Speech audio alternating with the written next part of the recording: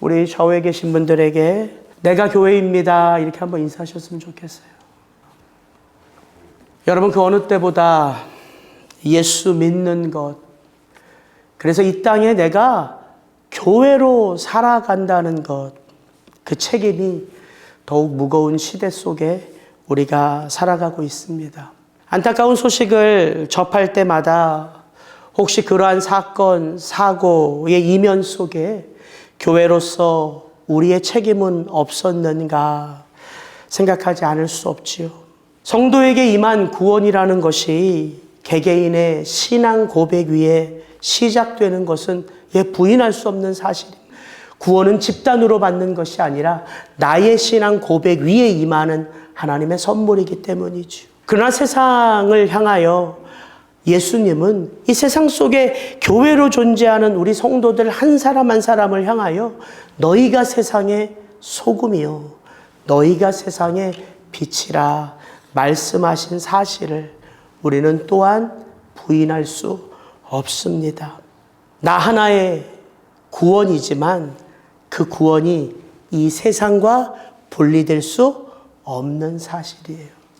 그래서 이 땅에 속한 한 명 한 명 그 교회 하나하나의 구원을 통하여 세상이 그렇게 아름답게 하나님의 나라로 확장되어 가는 것입니다. 바로 이러한 때에 오늘 우리가 함께 읽은 본문은 복음서에서 예수님이 교회라는 말씀을 처음 하신 대목이에요. 에클레시아, 세상 속에서 부름받은 자들, 이게 교회입니다. 너희는 나를 누구라 하느냐? 기독교 2000년의 역사 가운데 이 질문은 사라진 적이 없어요. 앞으로 예수님이 다시 오실 그 종말의 그때까지 이 질문은 결코 사라질 수 없습니다. 왜냐하면 교회란 바로 그 예수 그리스도가 누구인지를 알 때부터 시작되기 때문이에요. 그래서 오늘 이 본문을 우리가 함께 살펴볼 때에 오늘 이 땅 가운데 여전히 교회로 살아가는 저와 여러분들에게 주님은 어떤 도전을 주시는가 함께 은혜를 좀 나누기를 원합니다. 오늘 말씀 우리 13절, 14절 같이 한번 읽죠. 예수께서 빌립보 가이사랴 지방에 이르러 제자들에게 물어 이르시되 사람들이 인자를 누구라 하느냐? 이르되 더러는 세례 요한, 더러는 엘리야, 어떤 이는 예레미야나 선지자 중에 하나라 하나이다. 왜 예수님이 빌립보 가이사랴로 올라갔는지는 밝히지 않아요. 그러나 이 빌립보 가이사랴는요, 이 갈릴리에서 저 북쪽으로 50km 이상 되는 곳이에요. 이스라엘 전체에서 거의 가장 북쪽이라고 보면 됩니다. 주로 헬라 사람들이 거주하는 곳이에요. 왜 예수님이 이 빌립보 가이사랴까지 올라가셔서 더군다나 지금 3년 가까이 제자들과 함께 살아왔거든요. 근데 이때 제자들에게 너희는 나를 누구라 하느냐 이 질문을 던져내라는 거예요. 처음에는 사람들이 나를 누구라 생각하느냐 질문하시죠. 그때 제자들이 말합니다.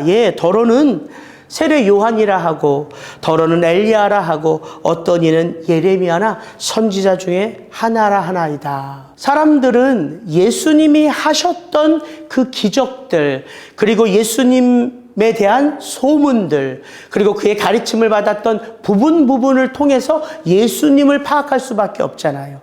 그 예수님이 그 사람들에게 아주 주목을 받았던 그 광야의 세례 요한, 그와 같이 주목을 받았기 때문에 예수님을 세례 요한이라고 하는 자들이 있었어요. 헤롯 왕도 세례 요한이 다시 살아난 게 예수 아니냐 이렇게까지 생각했으니까.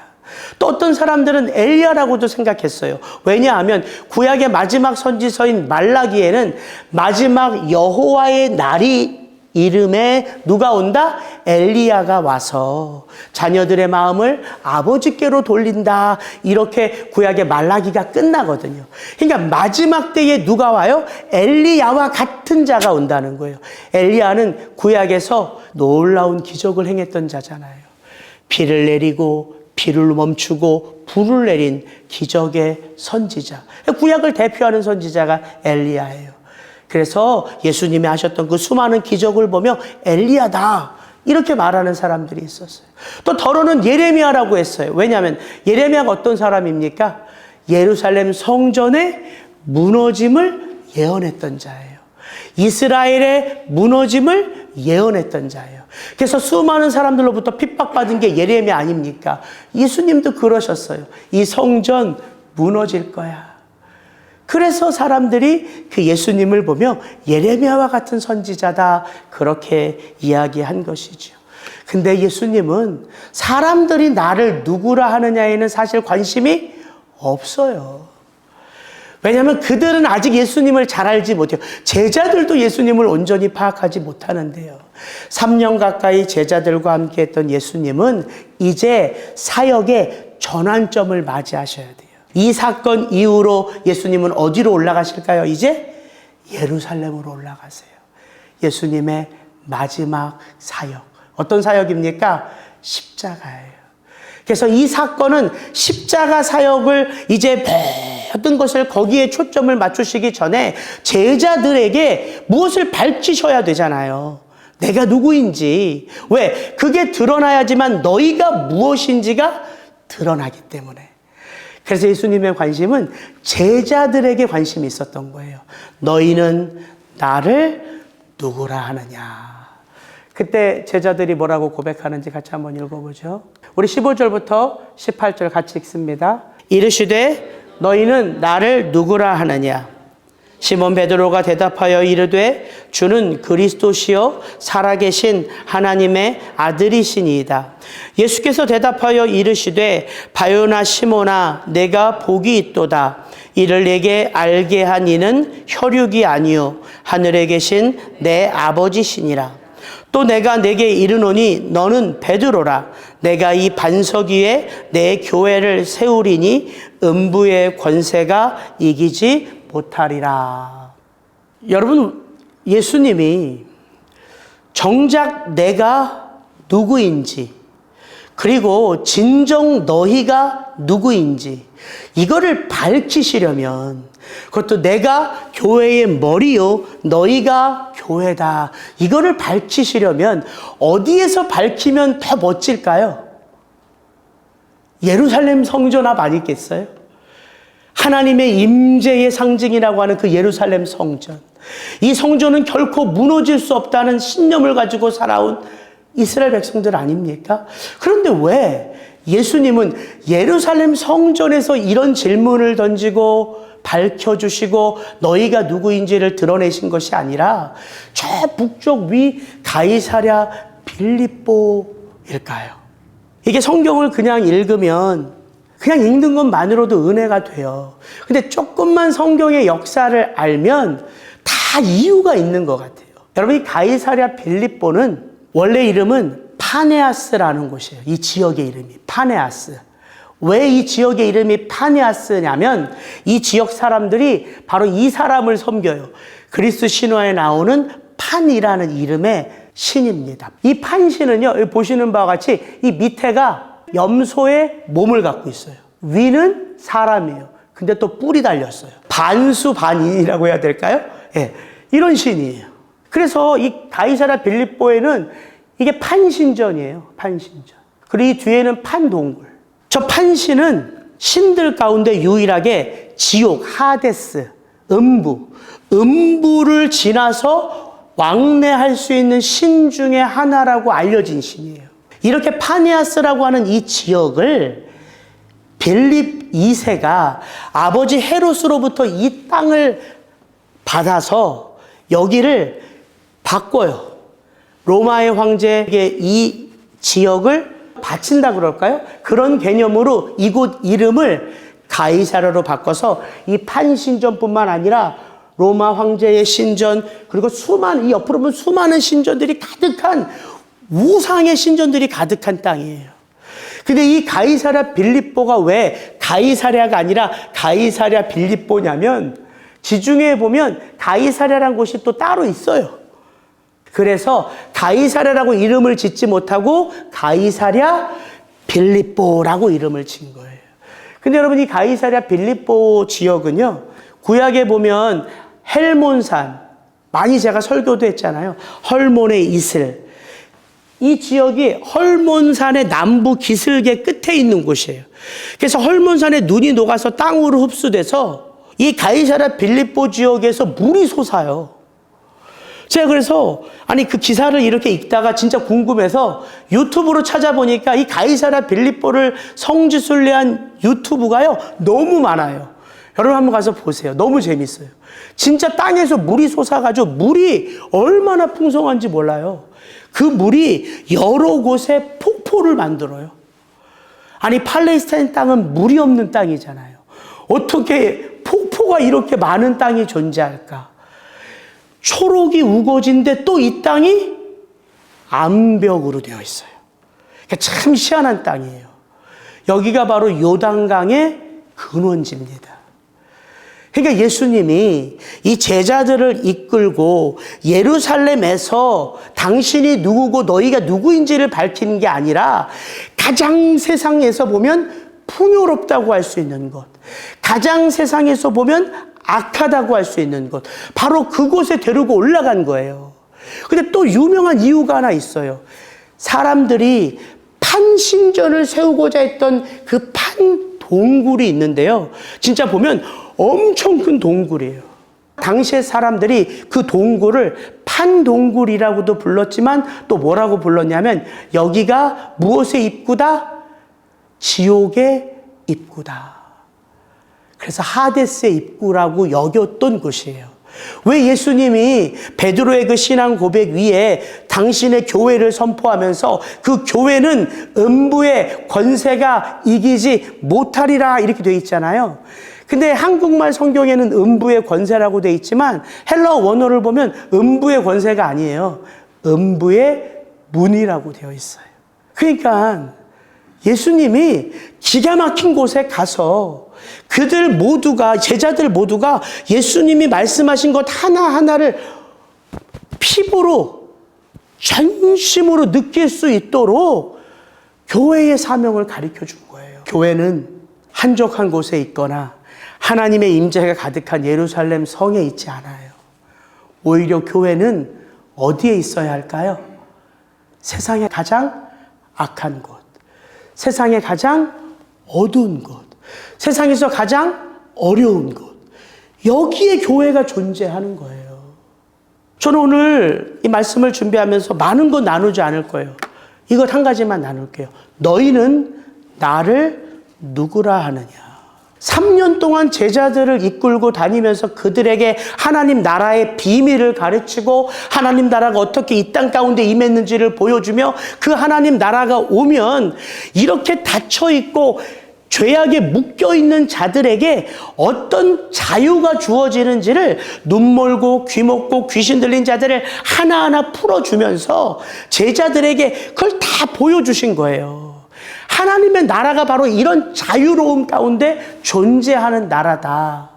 그런데 예수님이 갑자기 그렇게 모든 것을 다 가르쳐주는 제자들에게 뜬금없이 묻는 거예요. 너희는 나를 누구라 하느냐. 목사님, 저는 신앙생활 그래도 되게 오래 했는데요. 아니요. 우리의 신앙생활 내내 예수님이 물으시는 질문이에요. 여러분 스스로에게 질문을 던져보세요. 교회는 결코 건물일 수 없습니다. 그렇잖아요. 교회가 어떻게 건물일 수 있어요? 너희는 나를 누구라 하느냐 이 질문은 너와 내가 맺어왔던 이 관계 속에서 나는 도대체 너에게 어떤 도움이 되었어? 너는 나를 통하여 어떤 은혜를 누렸어? 이 질문인데 이 건물이 어떻게 그런 답을 할 수 있어요? 교회는 어떤 조직체일 수 없습니다. 교회는 한 사람 한 사람의 생명이에요. 생명. 우리가 그걸 기억해야 된다고요. 신앙생활을 오래 하다 보면 다 교회를 너무 잘 알아요. 교회를 모르시는 성도님들은 없어요. 근데 문제는 너무 잘 알아서 문제예요. 왜? 자기가 경험한 교회를 자꾸 교회의 전부라고 생각하기에. 그래서 이 질문 앞에 우리가 날마다 서야 된다고요. 너희는 나를 누구라 하느냐. 내가 경험했던 목사님을 보면서 내가 경험했던 장로님, 권사님을 보면서, 내가 경험했던 어떤 로컬 교회를 보면서 교회를 평가하고 판단하고 이해할 것이 아니라 내가 지금 함께 동행하고 있는 예수 그리스도를 통해서 교회의 존재됨을 우리는 알아가야 하기 때문이에요. 그런 의미에서 이 질문은 기독교 역사 속에 멈출 수 없는 질문인 거지요. 예수님이 나를 위해서 무엇을 하셨는지를 모르는데 어떻게 내가 교회예요? 예수님이 나에게 어떤 마음이 있으신지를 모르는데 그러면서 어떻게 내가 교회예요? 내가 어떻게 살기를 바라시는지를 관심조차 갖지 않는데 어떻게 내가 교회일 수 있냐고요. 결코 단순한 질문이 아닙니다. 베드로는 예수님의 그 질문 앞에 고백하죠. 주는 그리스도시요 살아계신 하나님의 아들이시니이다. 여러분, 이 신앙 고백 위에 교회가 세워진 거잖아요. 그러니까 교회는 베드로 위에 세워진 게 아니에요. 베드로가 고백한 그의 신앙 고백 위에 세워진 거예요. 이를 내게 알게 한 이는 혈육이 아니요 하늘에 계신 내 아버지시니라. 그러니까 예수님이 베드로의 이 고백을 들으시고 베드로가 깊은 깨달음 속에 이것을 고백했다고 말씀하시는 거예요? 아니면 이것이 곧 하나님의 선물이다 말씀하신 거예요? 예, 하나님의 은혜 아니고서는 그리스도 예수가 누구신지 알 수 없다? 그렇게 축복해 주신 거예요. 그리고 그 하나님의 그 거룩한 깨달음이 베드로에게 임하여 그의 입술을 통하여 고백되었을 때 그 고백 위에 예수님이 교회에 대하여 이렇게 선포하십니다. 또 내가 내게 이르노니 너는 베드로라. 내가 이 반석 위에 내 교회를 세우리니 음부의 권세가 이기지 못하리라. 여러분, 우리가 자꾸 내 교회 말하는데 내 교회는 없습니다. 우리 교회 말하는데 사실 성경에 우리 교회란 말도 나오지 않죠. 예, 교회는 예수님의 교회예요. 예수님만이 내 교회라고 말씀하신 거예요. 그러니까 교회의 주인은 누구예요? 예수님이에요. 교회를 누가 책임지세요? 예수님이에요. 근데 우리가 너무 단순한 이 한마디인데, 그리고 너무나 쉬운 이 한마디인데 우리가 너무 쉽게 교회를 우리 마음대로 해석해요. 제 멘토 목사님은 최근에 엄청 성도들을 혼내는데 이것 때문에 혼내더라고요. 미자립 교회. 미자립 교회가 있을 수 있냐는 거예요. 왜? 교회의 주인이 예수님이라면. 그 작은 교회 됨의 모습에 의미가 있기 때문에 그렇게 두신 거죠. 미자립 교회란 없습니다. 제가 그렇지 우리가 쉽게 내뱉는 한마디 한마디 속에 예수님의 말씀을 부인하는 것이 우리의 생각 속에 사고 속에 얼마나 많은가를 돌아보게 되더라고요. 이 교회의 머리가 예수님이라면. 예수님이 교회에게는 어떤 권세가 있는지를 이렇게 말씀하세요. 내가 천국 열쇠를 내게 주리니 내가 땅에서 무엇이든지 매면 하늘에서도 매일 것이요 내가 땅에서 무엇이든지 풀면 하늘에서도 풀리리라 하시고, 이 말이 교회된 우리를 향하여 이게 여전히 살아있는 말씀이니까 교회인 우리에게, 아들아, 네가 이 땅에서 무엇을 하든지 너는 다 잘 될 거야. 네가 매면은 매일 것이고 네가 풀면 풀릴 것이야. 이 말입니까? 무엇이든지 매면 매이고 무엇이든지 풀면 풀리리라, 이 말이 그런 말이에요? 그런 비유 아니에요. 책임이 있다는 거예요. 누구에게? 교회에게. 이 땅을 어떻게 살아가야 하는지의 책임이 교회된 우리에게 있다는 거예요. 근데 우리의 주인은 누구예요? 예수님이잖아요. 예수님. 머리가 예수님이니까. 그러니까 이 말을 잘 생각해 보면 예수님, 나의 주인이 예수님인데 저에게 어떤 권세를 주며 그걸 마음대로 네가 하면 마음대로 풀리고 마음대로 해결될 거야. 이게 무슨 의미입니까? 가만히 생각해 보면 이 의미가 무엇인지를 알게 돼요. 너희는 나를 누구라 하느냐? 이 질문 속에 담겨져 있어요. 주는 그리스도시요 살아계신 하나님의 아들이시니이다. 이 고백을 하는 자만이 교회잖아요. 그러면 이 땅을 교회로 살아가는 사람들은 예수님으로부터, 더 크게는 삼위일체 되신 하나님이시겠죠. 그 하나님으로부터 이 땅에 내가 교회로 살아가게끔 받은 것들이 있어요. 그걸 세상 가운데 메고 푸는 거예요. 다른 거를 메고 푸는 게 아니란 말이에요. 하나님 돈 좀 벌게 해주세요. 하나님 사업 좀 잘 되게 해주세요. 하나님 병 좀 고쳐주세요. 제가 그런 기도를 폄하하고 잘못됐다라고 말하고 싶진 않아요. 그게 우리의 안타까운 삶의 현실이니까. 그러나 거기에 교회됨의 의미가 있을까요? 그렇지 않습니다. 그래서 이 질문이 무게가 있는 질문이에요. 여러분이 30년을 신앙생활했든 40년을 신앙생활했든 단 한 후를 신앙생활했든 여러분이 예수 그리스도로부터 받은 거, 이걸 정말 내가 예수님께 받았다고 느낄 수 있는 거, 그래서 그것이 너무 감사한 거, 그래서 그것이 너무 기쁜 거, 그래서 그것이 너무 행복한 거, 그것만이 우리가 세상 가운데 풀고 메고 나눌 수 있어요. 그 외에 뭘 나눌 수 있겠어요, 우리가? 아니, 돈 좀 많은 분들은 돈 나눌 수 있겠죠.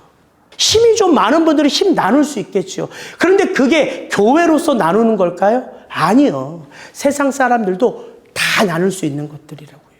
그러니까 우리가 교회로서 이 땅에서 풀고, 교회로서 이 땅에서 매듭질 수 있고, 교회로서 이 땅에서 나눌 수 있는 것, 세상 사람들은 결코 경험할 수 없는 거예요. 그래서 이 질문을 제가 여러분께 물을 수 있는 거예요. 여러분은 도대체 예수님으로부터 뭘 받았을까? 과연 나는 그걸 정말 받았을까? 이걸 생각해 보자는 거죠.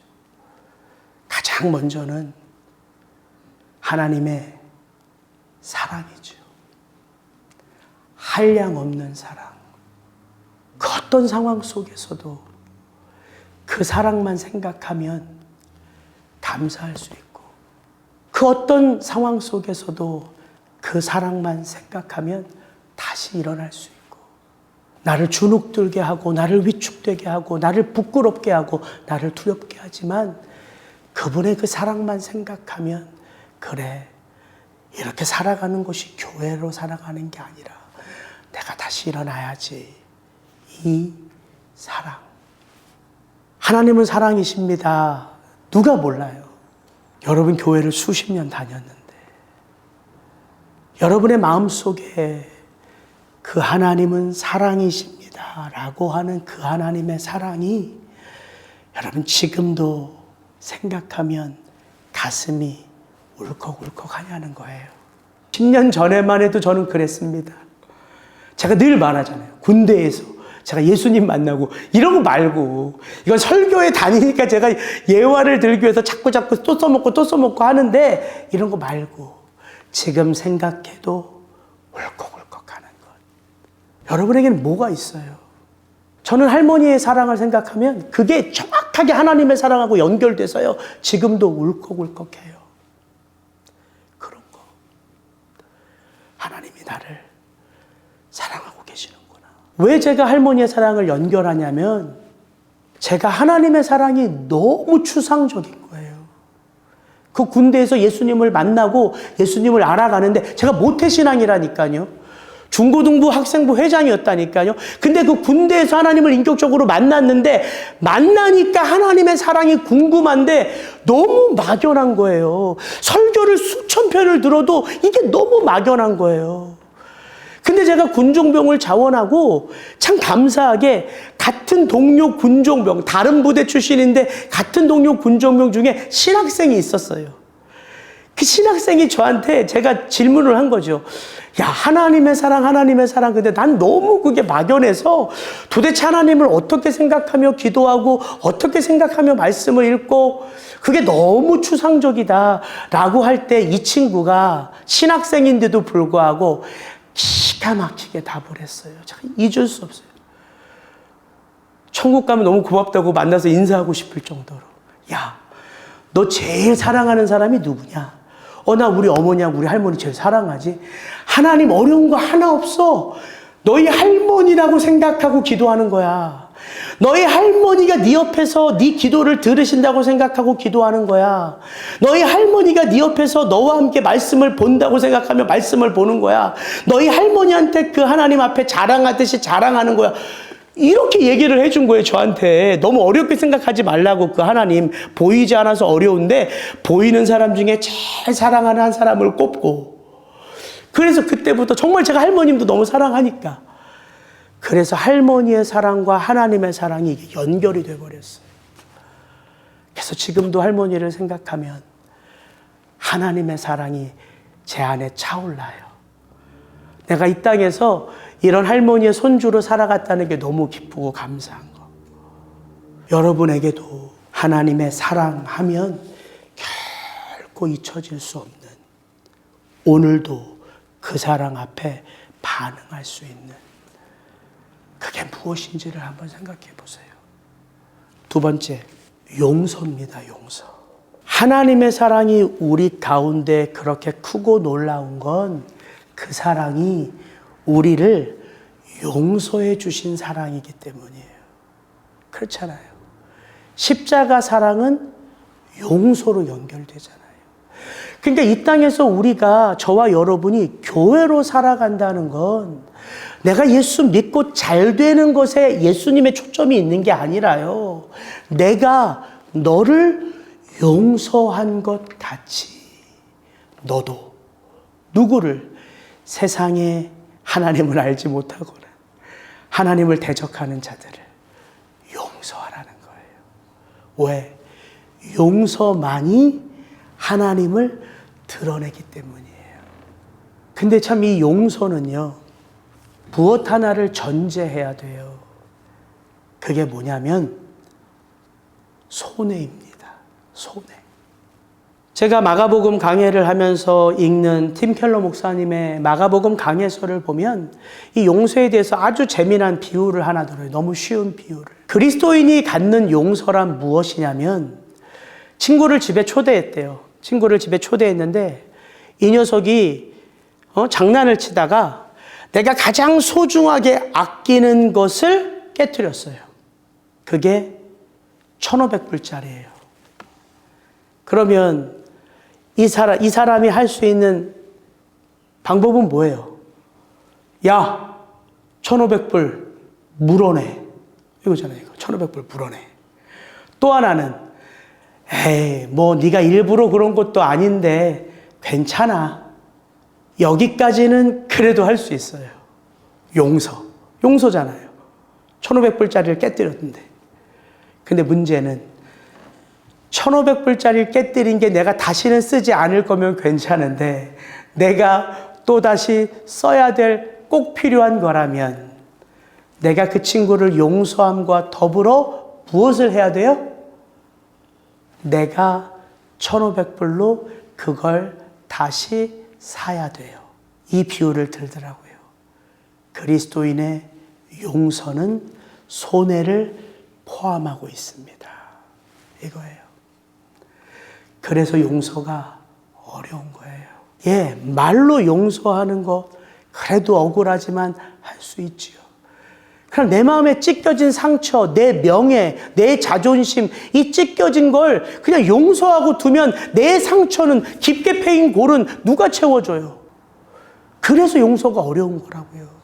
그 사람이 채울 수 없거든요. 내가 용서했기 때문에. 그럼 이 찢기고 상처 입은 것을 누가 채워야 돼요? 내가 채워야 돼요. 근데 우리는 내가 채울 수 없는 존재라고요. 여러분, 이게 구원이라고요. 우리가 죄인으로서 예수님으로부터 용서받은 것, 그분이 당신의 모든 것으로 우리를 빚으셨는데 우리를 만드셨는데 사탄에게 빠진 우리들을 십자가로 품어주셨을 뿐만 아니라 값을 치르셨다고 성경은 말합니다. 값을 치르셨어요. 원래 자기 건데 자기 것을 사시기 위하여 또 값을 치르셨어요. 그게 뭐예요? 손해를 보셨다는 거죠. 고린도전서 6장 19절 20절 너희 몸은 너희가 하나님께로부터 받은 바 너희 가운데 계신 성령의 전인 줄을 알지 못하느냐. 너희는 너희 자신의 것이 아니라 값으로 산 것이 되었으니 그런즉 너희 몸으로 하나님께 영광을 돌리라. 너를 내가 값 주고 샀기에 이제 우리가 누군가의 허물을 내가 대신 값을 지불하여 해결할 수 있는 권세가 우리에게 있다는 거예요. 그래서 이 땅을 성도로 살아간다는 건 여러분, 더 많은 것들을 내가 하나하나 채우면서 살아가는 것이 아님을 이제 여러분 나이가 이제 60, 70 가까이 되시니까 느끼시죠? 왜 대답을 안 하세요? 저도 나이가 이제 50이 되니까 이제 조금씩 하나둘 더 받으려고 하는 게 아니라 그냥 흘려보내게 되더라고요. 그냥 50이 되니까 뭐 먹어봐도 그만, 건강도 그만, 이게 뭐 좋은 거 나쁜 건지 모르겠지만 그렇게 되더라고요. 그게 우리들의 존재예요. 값으로 내가 지불 받았기 때문에 그걸 자꾸 내가 용서의 은혜를 체험하면 흘려보낼 수 있는 거예요.